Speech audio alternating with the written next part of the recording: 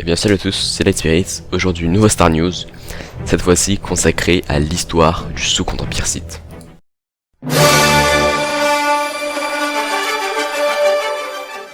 Le Second Empire Sith est l'empire qui a succédé à l'Ancien Empire Sith, qui a été anéanti par l'Ancienne République et les Jedi lors de la Grande Guerre de l'Hyperespace. À la suite de ce conflit, le chancelier de la République, nommé Pultimo, décida le génocide de l'espèce Sith et la destruction de tout ce qu'il restait de leur civilisation. Alors, la flotte de la République effectua des bombardements orbitaux sur toutes les planètes Sith, dont Korriban, et l'armée de terre fut envoyée sur place pour anéantir tout ce qui restait de la population Sith. Pour les Jedi, ce massacre servait à purger la corruption du côté obscur des Sith. Le génocide dura plusieurs mois, et les forces de la République tentaient tout pour ne rien laisser. Heureusement, la République ne put éliminer tous les Sith, car parmi eux, il restait quelques survivants qui restaient cachés, et parmi ces survivants, se trouvait un homme âgé de plus de 100 ans, nommé Vitiat, qui était un historien et surtout le gouverneur de la planète Sith de Nathema. Depuis son palais sur Nathema, il commença à rallier les survivants du massacre et leur inculqua la haine de la République pour ce génocide. Après avoir monté un clan fort, il ordonna à ses historiens et scientifiques de rechercher un monde Sith perdu et caché pour s'y rendre et s'y installer. Les recherches furent fructueuses et ils prirent connaissance d'un monde nommé Dromund Kaas. Vitiat offrit alors à son peuple ce dont ils avaient besoin, de l'espoir. Dans sa tête, Vitiat avait l'ambition de reconstituer l'Empire Sith, et savait qu'il ne pourrait admirer le fruit de son travail de son vivant. Pour remédier à cela, il décida par la suite de convier tous les seigneurs Sith encore en vie à un rituel de magie sur sa planète Nathema. Il leur dit que ce rituel aiderait à la renaissance de l'Empire. Plus de 8000 seigneurs Sith répondirent présents à l'appel et se présentèrent sur Nathema. Et Vitiat, comme tout bon Sith, c'est-à-dire traître, avide de pouvoir et prêt à tout pour parvenir à ses fins, prit le contrôle de leur esprit, par le biais d'un rituel Sith nommé Kazoi Kian Tuska. Alors je sais pas comment ça se prononce, mais je vous mets l'écriture sur l'écran. Grâce aux esprits des seigneurs Sith, il effectua le plus puissant et complexe des rituels Sith jamais essayés. Il dépouilla la force elle-même de toute la planète de Nathema, et absorba la vie de tous les êtres présents sur cette planète, et transféra tout leur pouvoir en lui-même. Ainsi, grâce à ce rituel, il devint immortel et prit unilatéralement le titre de l'incontesté empereur Sith. Pour rester crédible vis-à-vis de son peuple, il attribua la destruction de Nathema aux Jedi, pour alimenter encore plus la haine des Sith envers les Jedi.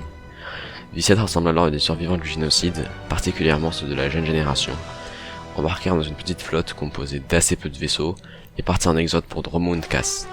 Par ailleurs, lui seul était au courant de leur destination. Le voyage dura 20 ans, tel que prévu par l'empereur Sith.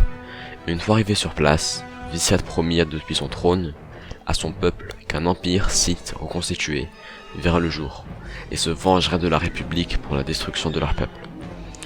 Le nouvel empire, tout juste proclamé, prit alors Dromund Kaas comme capitale et commença à nettoyer les jungles, à terraformer le terrain et à construire une nouvelle ville nommée Kaas City.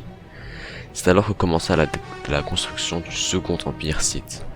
Quelques années après l'arrivée sur Dromund Kaas, l'empereur entreprit la construction sur cette planète de nombreuses infrastructures dédiées au côté obscur et à l'ordre Sith.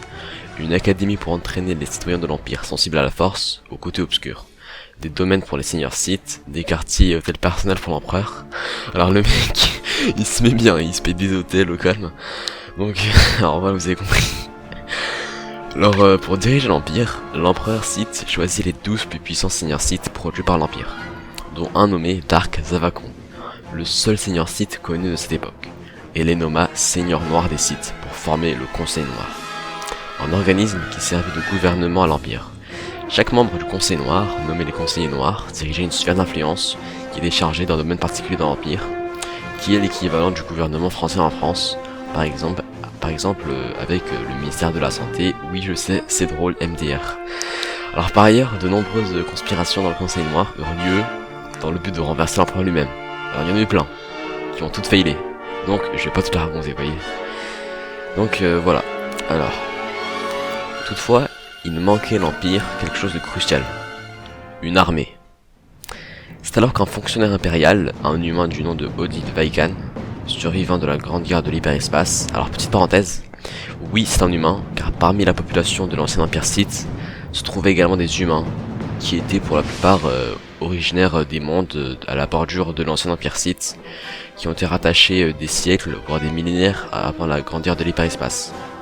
Car oui, l'empire Sith, enfin l'ancien empire Sith, avait conquis notre monde, mais n'avait jamais touché la République. Donc je reprends. Alors cet humain, du nom de Odile Vaikan, posa les bases de l'armée et de la marine impériale, et enclencha la construction de nombreux vaisseaux, chasseurs et destroyers stellaires pour la marine impériale.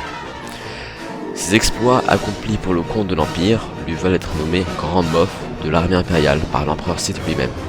Alors Grand Moff, c'est un titre de militaire, vous voyez. Alors l'armée impériale partit à la recherche et à la conquête de nombreux mondes voisins et réussit à conquérir de nombreux systèmes et planètes à côté, mais prit la précaution de rester à l'écart et de ne pas toucher à la République, et cela pendant tout un millénaire et demi. Alors c'est la fin de la vidéo, plutôt de cette première vidéo, parce que j'ai pris la décision de découper l'histoire de l'Empire en 2 vidéos, car c'est vraiment très long, et encore j'ai abordé uniquement les points importants, les grands points de l'histoire, et un peu creuser en détail, parce que sinon ça prendrait trop de temps. Si je racontais l'histoire en détail, ça pourrait faire genre 6-7 vidéos de 8 minutes environ, donc vous voyez à quel point c'est long, et que j'essaie de vous proposer un max d'infos en peu de temps et efficacement. La suite sortira très bientôt, je vous promets. Désolé de l'attente pour cette vidéo, c'est juste que la motivation m'avait perdu en fait, la flemme a eu raison de moi, donc excusez-moi par avance. Alors comme pour la première vidéo, n'oubliez pas de liker la vidéo, de vous abonner, de mettre un commentaire pour dire ce que vous avez pensé de la vidéo et surtout de partager la vidéo pour la faire connaître.